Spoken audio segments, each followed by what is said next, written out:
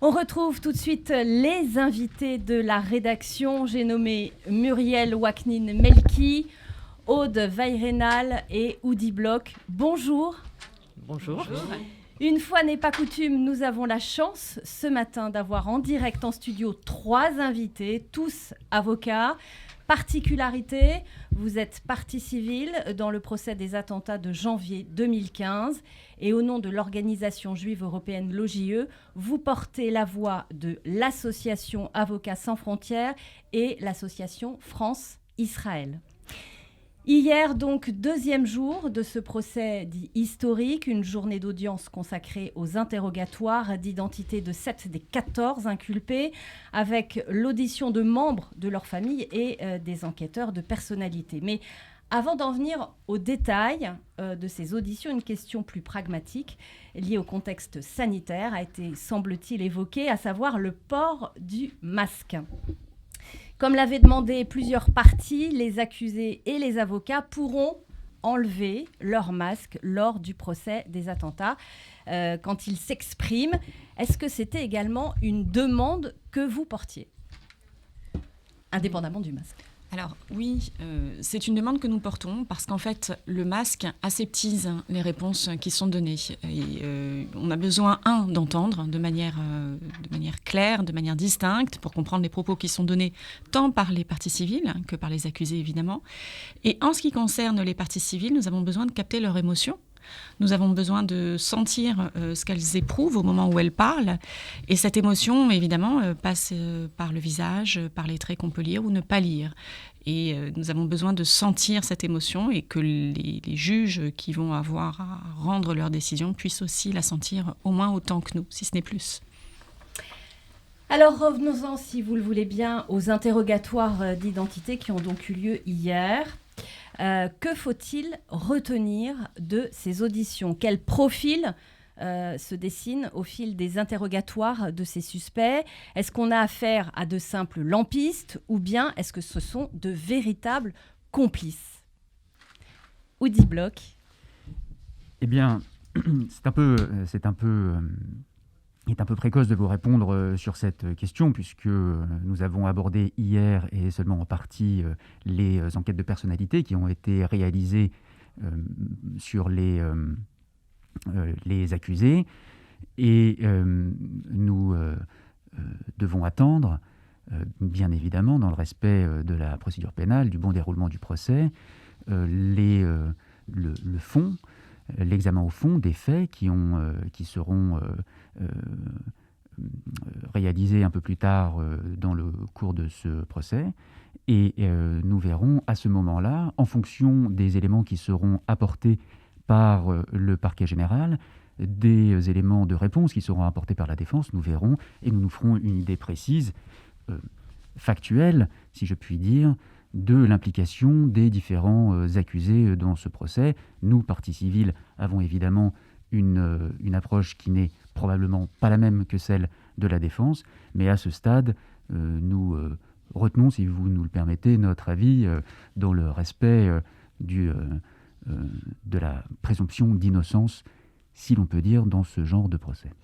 Aude Weyrenal. Oui, ainsi que l'a dit Oudi Bloch, c'est effectivement prématuré, et surtout dans la mesure où, pour le moment, on n'a abordé la personnalité que de quelques-uns. Mais ce qui se profile, c'est qu'effectivement, ils ont pour but, cela donne déjà cette impression de passer surtout pour des personnes, des délinquants de droit commun, surtout de ne pas être rapprochés d'une façon ou d'une autre au but de ces attentats meurtriers, terroristes, islamistes, et de passer pour même s'ils ne veulent pas se référer expressément à leur condamnation antérieure, ils manifestent un certain agacement, mais on sent que la question va être dirigée sur ce point en ce qui concerne leur personnalité. On verra effectivement après leur implication au moment du fond. Un point saillant, une avocate ou un avocat de la partie civile a essayé de poser une question sur leur religion. Le président a immédiatement dit que cette question concernerait les débats de fond. Pourtant, on peut estimer que c'est une question de personnalité comme une autre.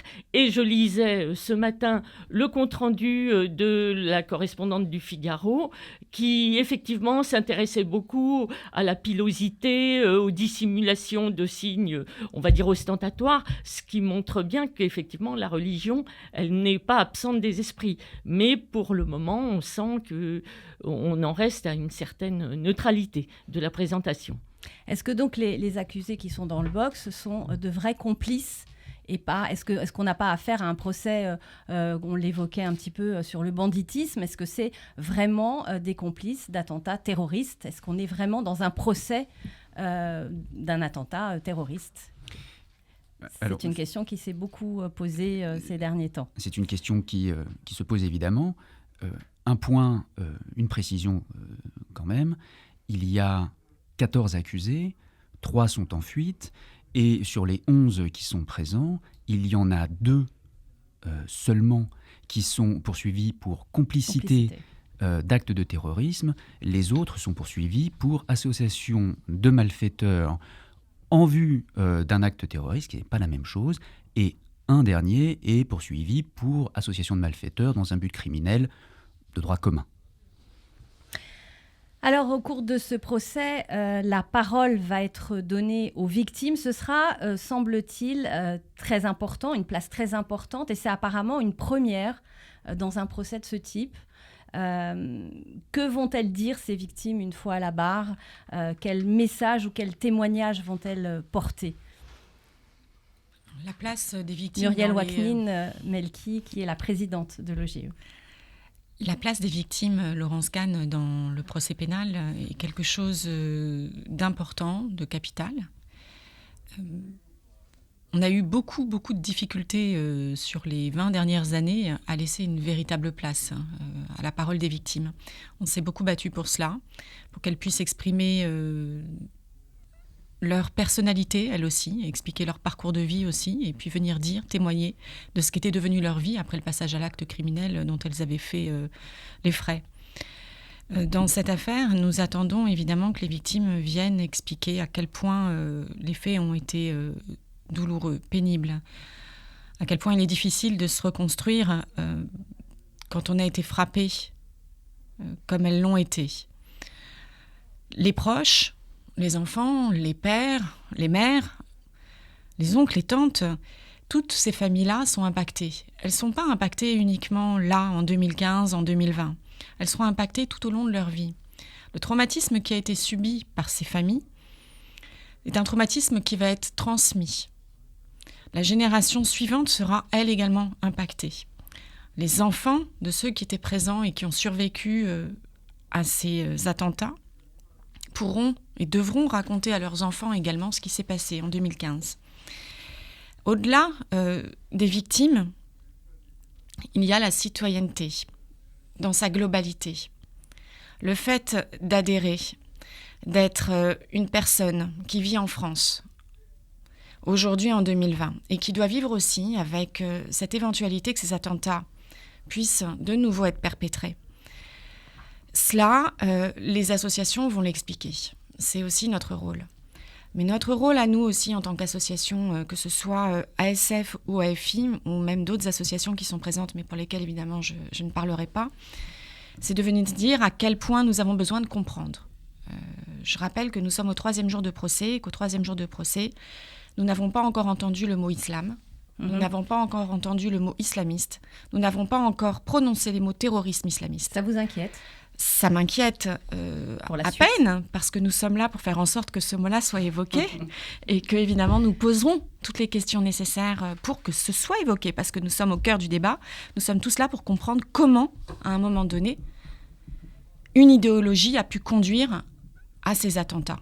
Et nous avons des questions, nous allons les poser, bien évidemment. Alors, une dernière question, le temps passe très vite. Ce procès d'ampleur, le 2e pour un attentat djihadiste commis en France après celui de 2007 pour les tueries perpétrées par Mohamed Merah, sera également filmé pour l'histoire. Ces images seront conservées pendant 50 ans avant de pouvoir être exploitées librement. Mais les historiens et les scientifiques pourront les consulter sur demande motivée dès la fin de l'instance. Alors, est-ce que vous saluez cette initiative et petite question anecdotique, quoique, le fait de savoir que l'ensemble des audiences sont filmées peut-il influencer les débats?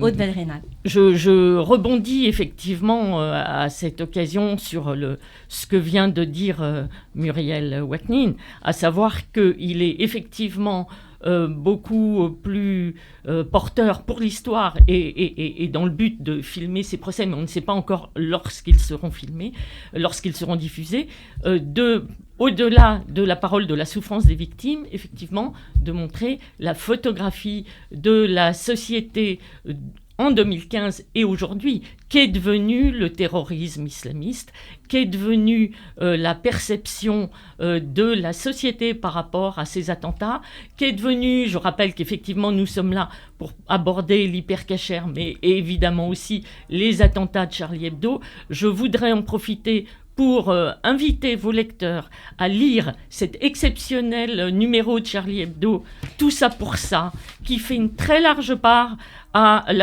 l'antisémitisme, et pas seulement pour ça, mais ce numéro est totalement exceptionnel par tout ce qu'il dénonce de notre société. La question que nous posons devant les caméras et que nous poserons, c'est... la France entière a scandé « Je suis Charlie » et peut-être « Je suis juif » en 2015. Qu'est-ce que cela est devenu aujourd'hui? Et où sont tous ceux qui ont dit « Ils l'ont bien cherché » à Charlie et peut-être à l'hypercachère? Que sont-ils devenus aujourd'hui? Et notre société en 2020 doit porter via les réseaux sociaux ces interrogations que peut-être les caméras pourront véhiculer. Merci beaucoup à vous trois, donc Muriel Waknin-Melki, Aude Veilrenal et Udi Bloch, d'être venus en direct ce matin. Il faut vraiment le saluer. On salue aussi le combat de l'OGE.